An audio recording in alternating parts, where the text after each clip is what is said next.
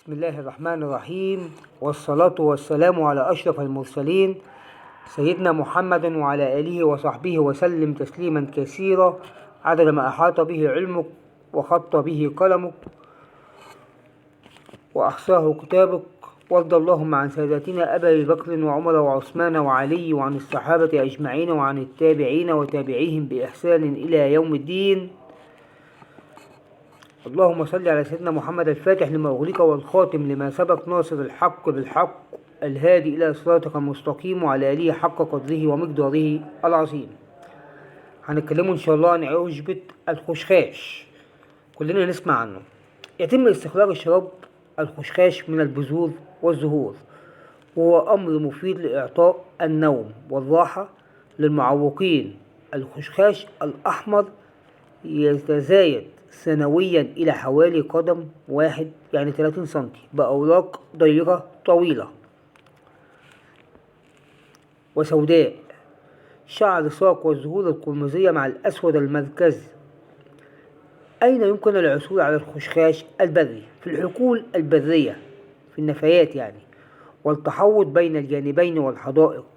تظهر الخشخاش البرية في وقت أواخر الربيع وحتى منتصف الصيف. الفضائل الطبية لدى الخشخاش البري: يصنع الشراب من البذور والزهور ليبقى على نزول الانحرافات من المخاط من الرأس إلى المعدة والرئتين، مما يسبب السعال المستمر رائد الاستهلاك، وهو يساعد بحة في الحلق وفقدان للصوت. اغليه في النبيذ واشربه. والحبة السوداء يبقى ترفق بطن والدورات النسائية، وترد الخشخاش رؤساء في الماء المغلي لشراء الراحة والنوم. أوراق العمل بنفس الطريقة. الاستخدامات الحديثة للخشخاش البري: تصنع الزهور من الشراب وتستخدم لتهدئة السعال وللحث على النوم. بتجيب 3 بتلات مفيدة من علاج الربو. ضخ بتلات مفيدة في علاج الربو والتهابات الشعب الهوائية والنزلات والسعال الديكي والذبحة الصدرية يعني.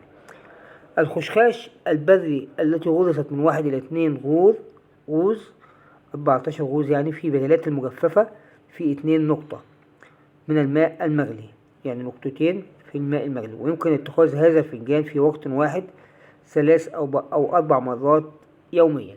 وبكده نكون انتهينا من الخشخاش. قبل كل شيء أحب أفكركم لا تنسوا الاشتراك في القناة وتفعيل زر الجرس ليصلكم كل جديد، ولا تبخلوا علينا باللايك. وجزاكم الله خيرا على حسن الاستماع، وكل عام وأنتم بخير، والسلام عليكم ورحمة الله وبركاته. ونسأل الله العظيم رب العرش العظيم أن يشفي مرضانا ومرضى المسلمين ويرحم موتانا وموتى المسلمين. والسلام عليكم ورحمة الله وبركاته. سبحانك اللهم وبحمدك، أشهد أن لا إله إلا أنت، نستغفرك ونتوب إليك.